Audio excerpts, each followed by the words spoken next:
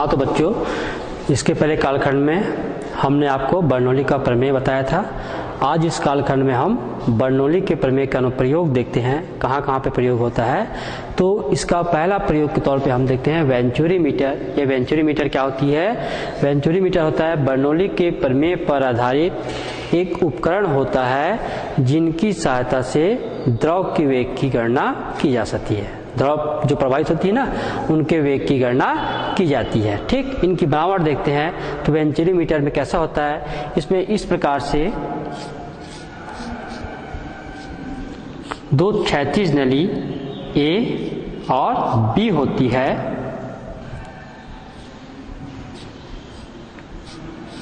दो क्षैतिज नली ए और बी देख रहे हैं अपन।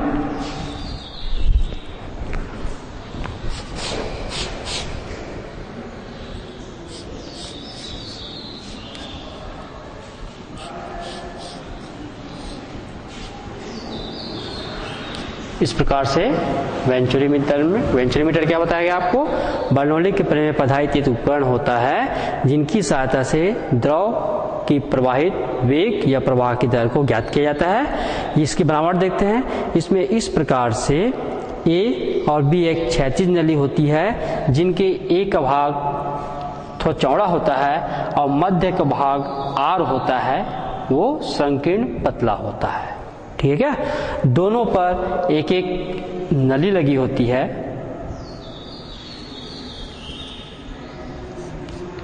नली एम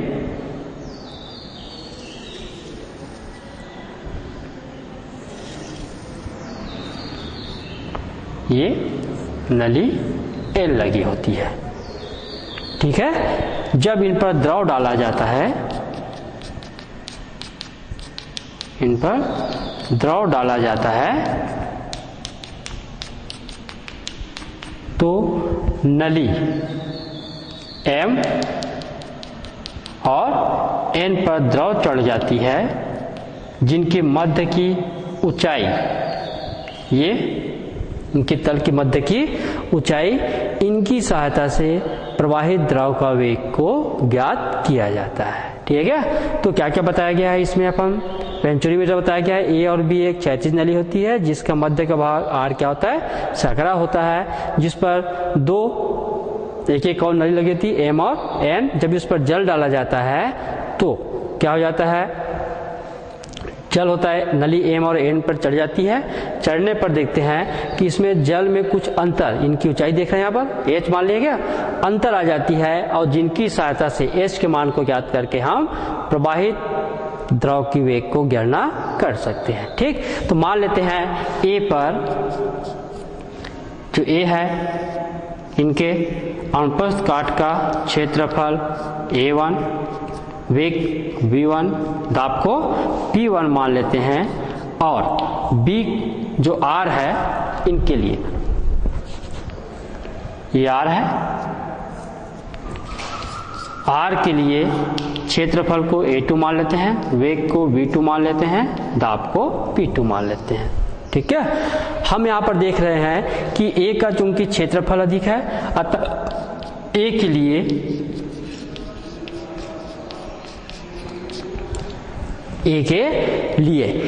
के लिए हमारा क्या अधिक हो जाएगा?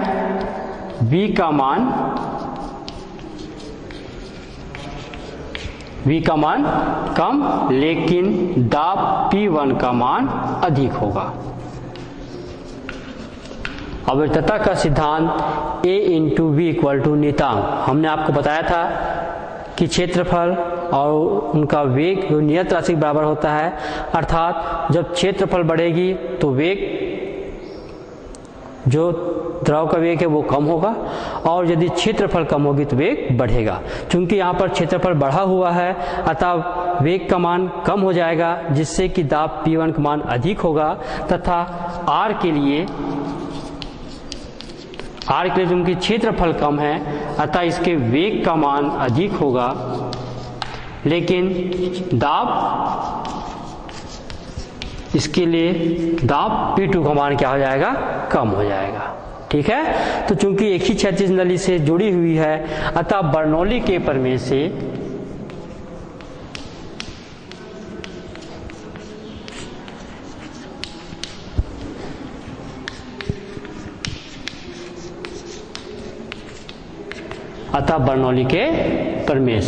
बर्नौली के प्रमेय से हम क्या मानते हैं, P1 equal to half D into V1 का वर्ग इक्वल टू दाब P2 प्लस हाफ घनत्व और वेग V2 का वर्ग। तो बर्नौली के प्रमेय से हमको मिल गया P1 प्लस हाफ घनत्व गुणित वेग V1 का वर्ग प्लस दाब P2 प्लस हाफ घनत्व वेग V2 का square.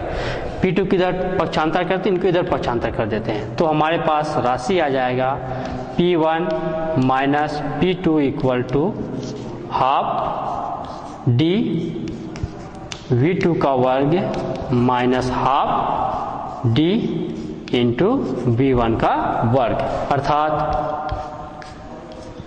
P1 minus P2 equal to 1/2 D V2 का वर्ग माइनस V1 का वर्ग, इक्वेशन फर्स्ट से। ठीक, परंतु अविरतता के सिद्धांत से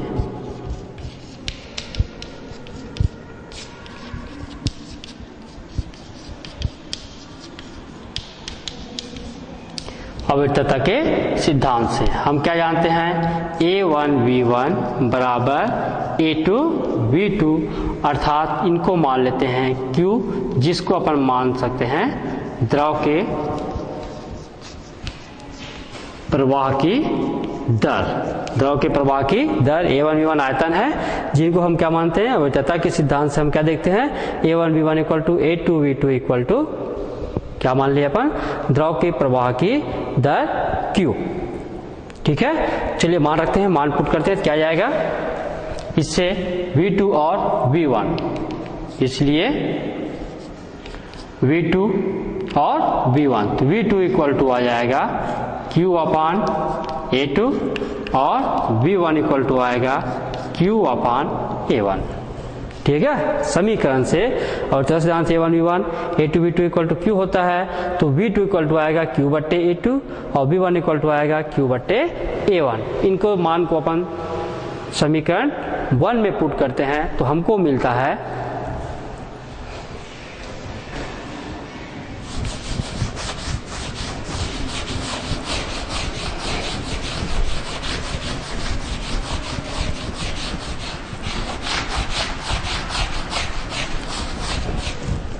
समीकरण 1 में हम पुट करते हैं, तो हमको क्या मिलेगा, P1 minus P2 equal to half D into bracket में V1 का वर्ग, तो V1 इक्वल टू हम निकाले हैं Q का वर्ग अपान A2 का वर्ग माइनस ये हो जाएगा Q का वर्ग अपान A1 का वर्ग। चलिए और आगे इनको सॉल्व करते हैं, तो P1 minus P2 equal to half D into दोनों में Q का वर्ग। ठीक, ऐसे हम बाहर निकल गया, ये आ गया 1 अपान A2 का वर्ग माइनस 1 अपान A1 का वर्ग, अर्थात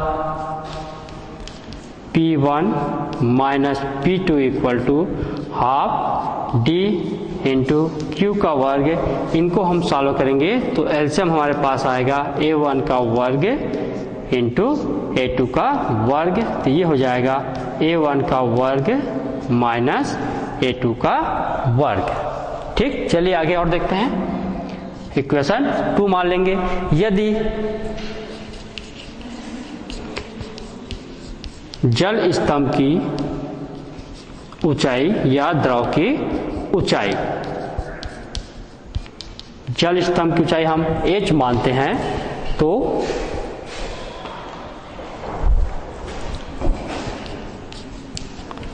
हमारा P1 माइनस P2 जो दबांतर आएगा ये हो जाएगा h D इंटू G। ये कितना जाएगा हमारा दाबांतर P1 P2 H D into G। इनको समीकरण सेकेंड में मान रखते हैं।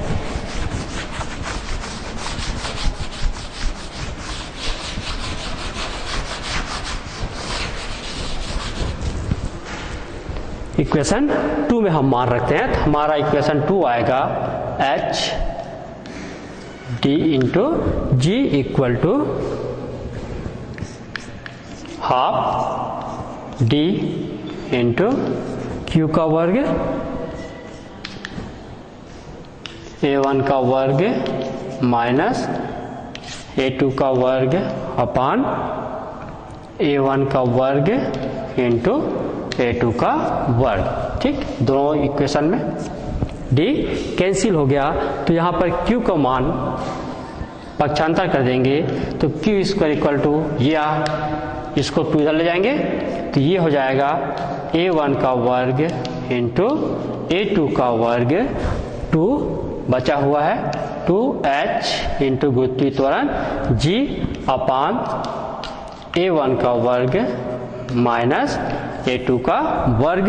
इसलिए Q इक्वल टू हमको मिल जाएगा A1 इंटू A2 और रूट 2H इंटू G अपान A1 का वर्ग माइनस A2 का वर्ग।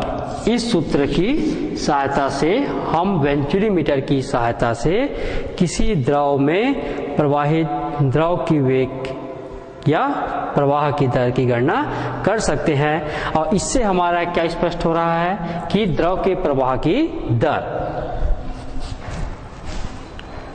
इनसे क्या हो रहा है हमारा स्पष्ट कि द्रव के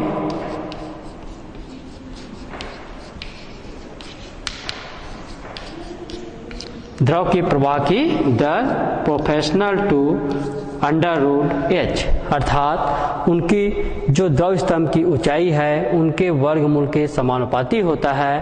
अर्थात इस सूत्र में यदि हमको A1 A2 H G का मान हमको मालूम है, तो A1 A2 और H का मान मालूम हो, तो बर्नौली की प्रमेय की सहायता से वेंचुरीमीटर की सहायता, बर्नौली प्रमेय का उपयोग करते हुए वेंचुरीमीटर की सहायता से हम किनकी गणना किया जा सकता है, किसी द्रव के प्रवाह की गणना की जा सकती है। तो हमने बर्नौली के प्रमेय का अनुप्रयोग को पहला हम देखे थे वेंचुरीमीटर, जिसमें द्रव के प्रवाह की वेग कैसे ज्ञात किया जाता है ये हमको बताया गया। इनका सेकेंड अनुप्रयोग चलते हैं।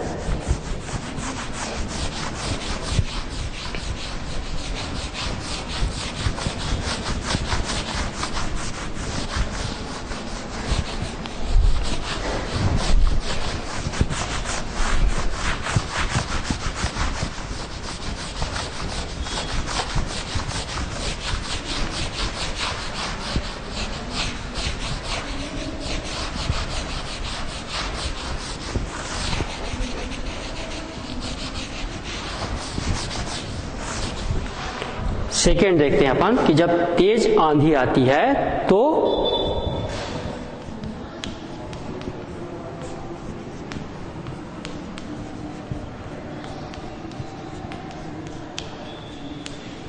तेज आंधी आने पर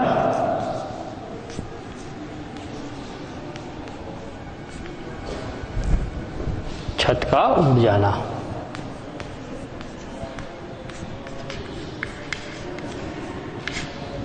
जब तेज आंधी आती है तो ऊपर जो छत में हम जो छाए रहते हैं, टीना जो भी, वो उड़ जाती है। तो कैसा उड़ता है देखते हैं अपन, चित्र के माध्यम से देखने का प्रयास करते हैं। ये देखते हैं किस प्रकार से हमारा घर के ऊपर जो छत रहता है, ठीक है, जब तेज आंधी आती है तो तेज आंधी आती है, ठीक है, तो वायु का जो वेग होता है, वायु का वेग ऊपर की भाग पर अधिक होता है।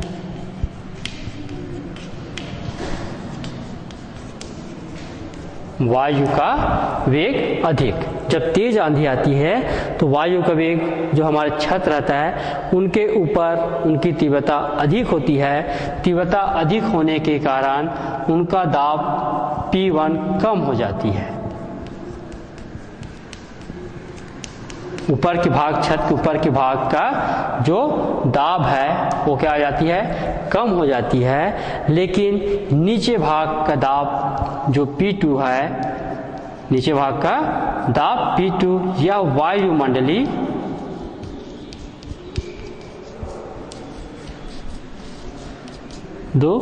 नीचे के भाग का जो दाब है यह आपका वायुमंडलीय दाब के मान के बराबर होता है। अतः इनके मध्य दाबांतर उत्पन्न हो जाती है। चूंकि यहाँ पर दाब कम होता है और नीचे के भाग का दाब का मान क्या होता है, अधिक होता है। अधिक होने के कारण इसमें दाबांतर उत्पन्न हो जाती है। दाबांतर उत्पन्न होने के कारण, दाबांतर उत्पन्न होने के कारण जो दाब होता है वो जो छत होती है उसको नीचे की ओर इस प्रकार से दबाव डालता है, जिसके कारण ये जो छत होती है, ये हमारी छत होती है, वो तेज जब आंधी आती है तो उड़ जाती है। ठीक है। तो दूसरा इसका अनुप्रयोग हमने देखा कि तेज आंधी आने पर छत का उड़ जाना। तो किस प्रकार उड़ जाता है, हमने क्या बताया आपको, किस प्रकार से जब तेज आंधी आती है तो छत के ऊपर में जो वायु का वेग होता है वो अधिक होता है। परिणाम स्वरूप इनका दाब क्या हो जाता है, कम हो जाता है। इनके ऊपर के भाग का दाब क्या जाएगा, कम हो जाएगा। लेकिन अंदर, छत के अंदर का जो दाब रहेगा वो वायुमंडलीय दाब के मान के बराबर होता है। परिणाम स्वरूप अंदर के भाग में एक दाबांतर उत्पन्न होता है जो ऊपर की ओर बल लगाता है, जिसके कारण हमारे घर की छत है वो ऊपर की ओर उड़ जाती है। ठीक है। इनका और अनुप्रयोग, बहुत सारे अनुप्रयोग देखते हैं, जिसमें हम क्या देखते हैं कि हम स्प्रे देखेंगे आप लोग। स्प्रे होता है जिसके कीटनाशक को हम छिड़काव करते हैं, वो भी किस पर आधारित होता है, बर्नौली के प्रमेय पर। स्प्रे भी बर्नौली प्रमेय पर सिद्धांत पे कार्य करता है। जैसे ही उस पर दाब डालता है, दाब डालने से वेग क्या हो जाता है, कम हो जाता है, या फिर वेग अधिक होगा तो दाब क्या जाएगा, कम हो जाएगा। और वेग जब कम होगा दाब बढ़ जाएगा। दाब बढ़ने के कारण जो हमारे पास स्पेयर में इस प्रकार से जो उसका नोजल भाग रहता है, नोजल में ये किस रूप में निकलता है, ये फव्वारे के रूप में निकलने लगता है। ठीक है क्या। हाँ, तो इस पार्ट में हम बहुत सारे और जो दैनिक अनुप्रयोग के बारे में देखे हैं। जैसे हमको आपको पहले बताया था कि जब किसान लोग होता है वो खेतों की जुताई कर देते हैं, बारिश होने से पहले या फिर गर्मी में क्या कर देते हैं, खेतों की जुताई कर देते हैं। तो क्यों करते हैं, इसका कारण क्या बताया गया था आपको, इसका कारण हमको बताया था आपको कृषिकत्व का। ठीक है, क्या बताया गया था, कृषिकत्व का, कि होता क्या है, इस प्रकार से जो हमारी जमीन रहता है, इस जमीन पर जो पौधे का शेष भाग, जिसको अपन ठूट बोलते हैं, क्या ठूट निकला होता है, जिनके साथ इस ठूट की सहायता से ये जो जमीन के अंदर की जो आर्द्रता है, जमीन के अंदर की जल होता है, ये ऊपर आने लगता है। ठीक, ऊपर आने लगता है ये। और यदि हम इसको जुताई कर देते हैं, जुताई कर देने पर हमारा जो नमी होता है वो बाहर नहीं आ पाती है, जिसके कारण जमीन की आर्द्रता बनी रहता है।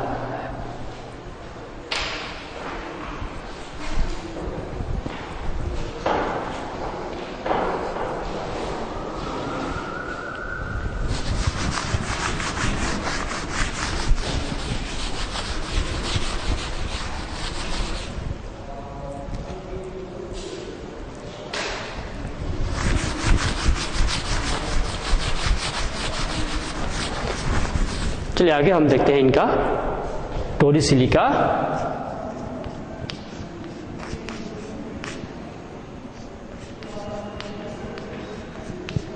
टोरिसिलिका प्रमेय हमने आपको इसका प्रयोग बताया था।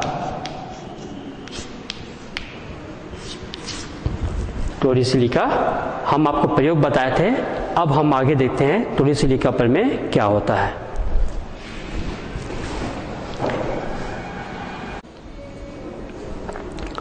तो आगे बर्नौली का प्रमेय का हम देखते हैं टोरिसिलिका प्रमेय, जिसमें हम देखेंगे ये बताया है बहिस्राव वेग। टोरिसिलिका प्रमेय की सहायता से हम देखेंगे बहिस्राव वेग। तो बहिस्राव वेग किसको बोलते हैं, चलिए समझते हैं। मान लेते हैं इस प्रकार से हमारे पास कोई टंकी है, ये कोई टंकी है जिसमें h ऊंचाई तक के पानी भरा हुआ है।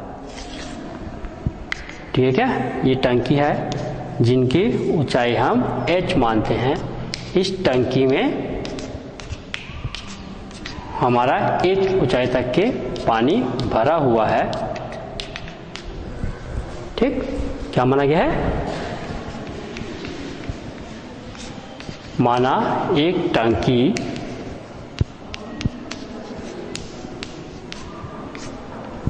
टंकी है जिसमें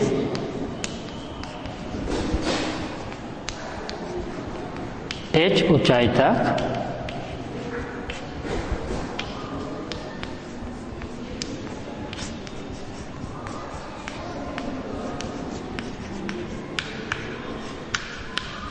h ऊंचाई तक पानी भरा हुआ है। मान लेते हैं कि द्रव के स्वतंत्र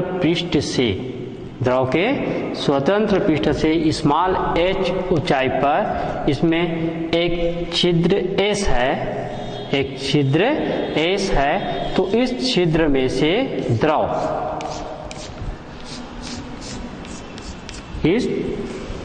में से द्रव जिस वेग से बाहर निकलता है उसे उनका बहिस्राव वेग कहते हैं। माना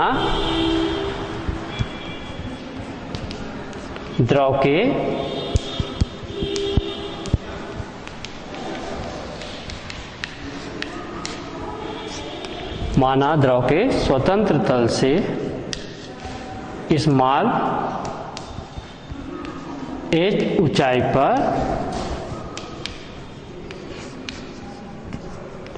एक छिद्र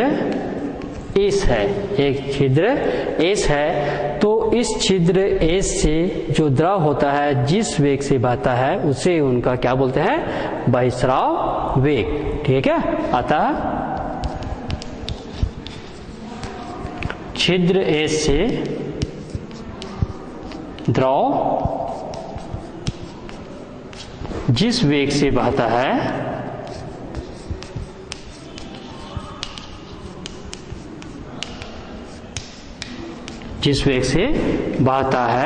उसे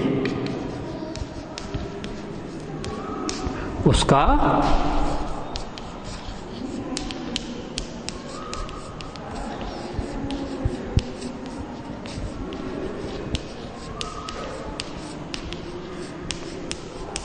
हम बहिस्राव वेग कहते हैं। और इसी वेग की गणना हमको करनी है। तो हम जानते हैं कि द्रव के स्वतंत्र तल पर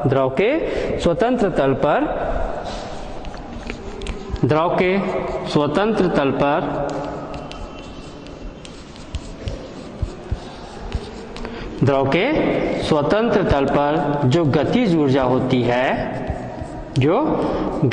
होती है इनका मान 0 होता है, तथा स्थितिज ऊर्जा होती है उनका मान कैसा होता है? उनका मान अधिकतम होता है। अतः इस बिंदु पर बर्नौली के प्रमेय से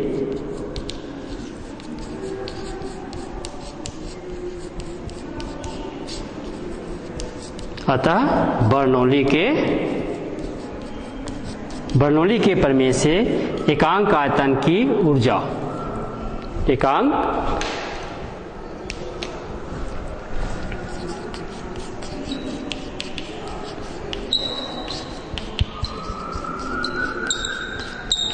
एकांक आयतन की ऊर्जा कितना होगा? P प्लस गतिज ऊर्जा का मान 0 प्लस h dg।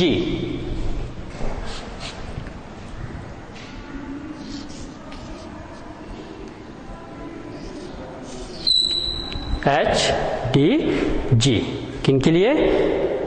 ये स्वतंत्र पृष्ठ है। इस पृष्ठ पर एकांक, क्योंकि गतिज ऊर्जा का मान क्या होती है?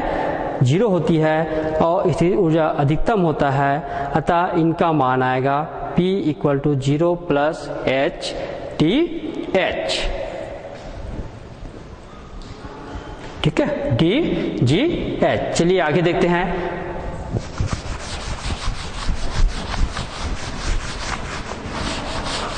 छिद्र एस,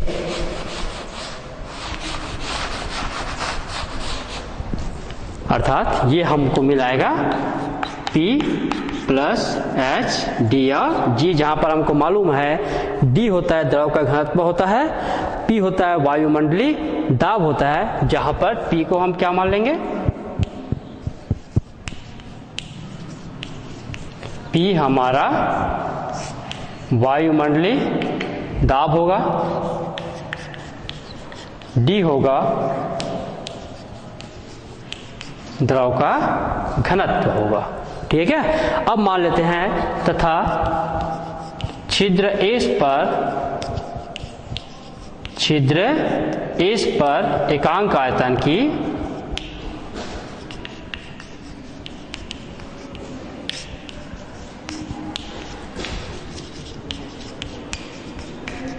एकांक आयतन की कुल ऊर्जा, ये हो जाएगा P plus half D into V का वर्ग प्लस, यहाँ पर ऊंचाई हमारे पास कितना आ गया है, h minus H D into जी।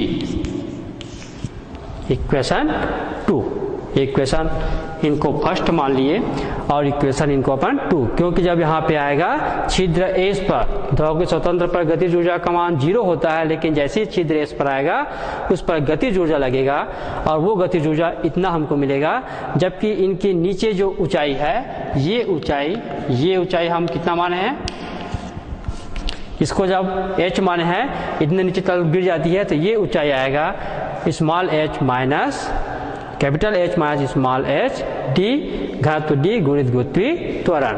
किंतु ऊर्जा संरक्षण के नियम से हमको मालूम है कि ये जो एकांक आयतन है वो इस आयतन के मान के बराबर होगा, अतः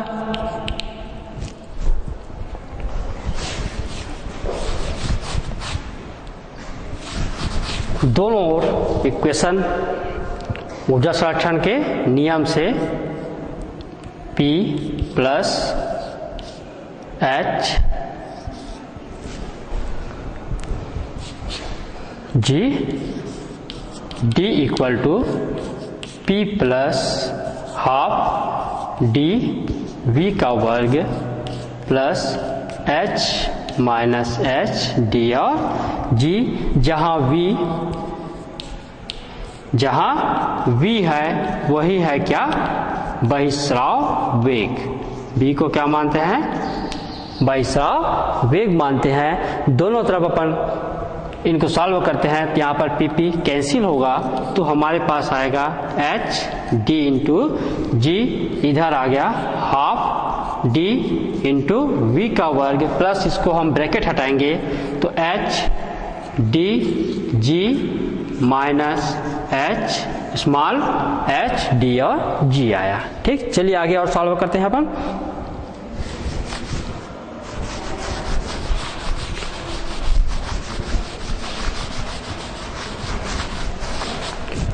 इनको आगे सॉल्व किए,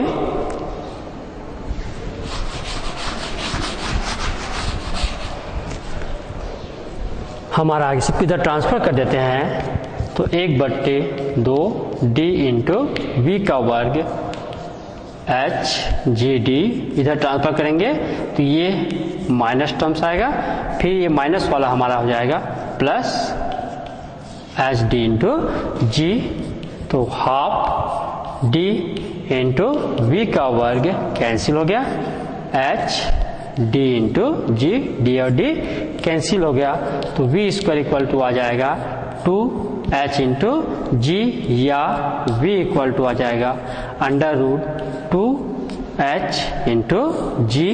ये है टॉरिस-ली की प्रमेय की सहायता से किसी भी द्रव के बहिस्राव वेग के लिए व्यंजक, जो कि बहिस्राव वेग जिससे क्या स्पष्ट हुआ कि ये जो द्रव स्वतंत्र तल पर गिरने पर जितना समय या जितना वेग रहेगा, यह बहिस्राव वेग